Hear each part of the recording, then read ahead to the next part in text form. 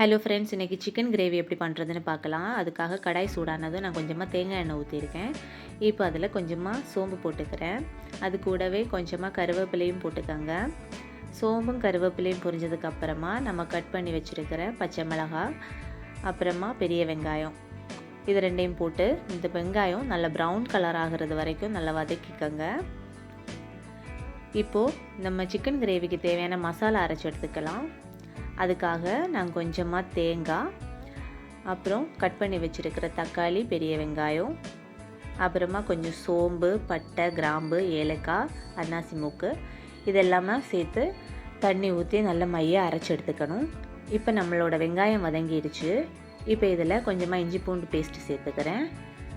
இஞ்சி பூண்டு பேஸ்ட்டு சேர்த்து அதோட பச்சை வாசனை போகிறது வரைக்கும் அதையும் நல்லா வதக்கிக்கோங்க.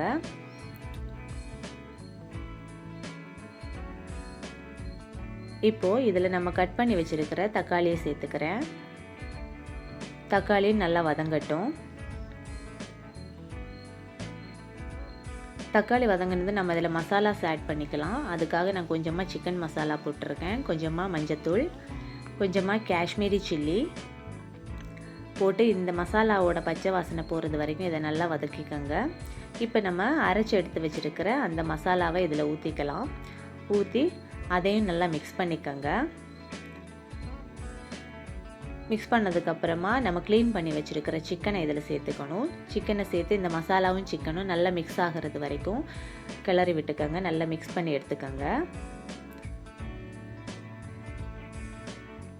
இப்போ அந்த மிக்ஸி ஜாரில் கொஞ்சமாக தண்ணி ஊற்றி அதையும் இதில் சேர்த்துக்கலாம். ரொம்ப ஊற்றிடாதீங்க, சிக்கனில் இருக்கிற தண்ணியும் வெளியே வரும். ஸோ அதனால் ஃபஸ்ட்டு கொஞ்சமாக ஊற்றிக்கோங்க, அப்புறம் தேவைன்னா ஊற்றிக்கலாம்.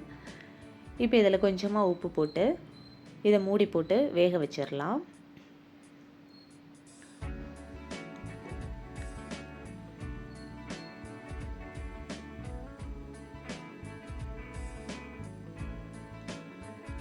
இப்போ ஒரு 5 மினிட்ஸ் ஆகிருக்கு. நம்ம ஓப்பன் பண்ணி பார்த்தோன்னா கொஞ்சமாக தண்ணி இறங்கியிருக்கு. இந்த ஸ்டேஜில் உங்களுக்கு எவ்வளோ தண்ணி தேவையோ அதை நீங்கள் ஊற்றிக்கோங்க.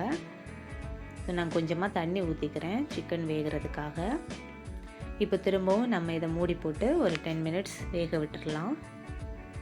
ஒரு 10 மினிட்ஸ் ஆயிடுச்சு. நல்லா கொதிக்குது பாருங்கள். சிக்கன் ஆல்மோஸ்ட் குக் ஆகிடுச்சு.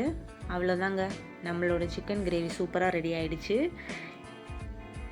இந்த வீடியோ உங்களுக்கு பிடிச்சிருந்தா லைக் பண்ணுங்கள், கமெண்ட் பண்ணுங்கள், ஷேர் பண்ணுங்கள், மறக்காமல் சப்ஸ்கிரைப் பண்ணுங்கள். தேங்க்ஸ் ஃபார் வாட்சிங்.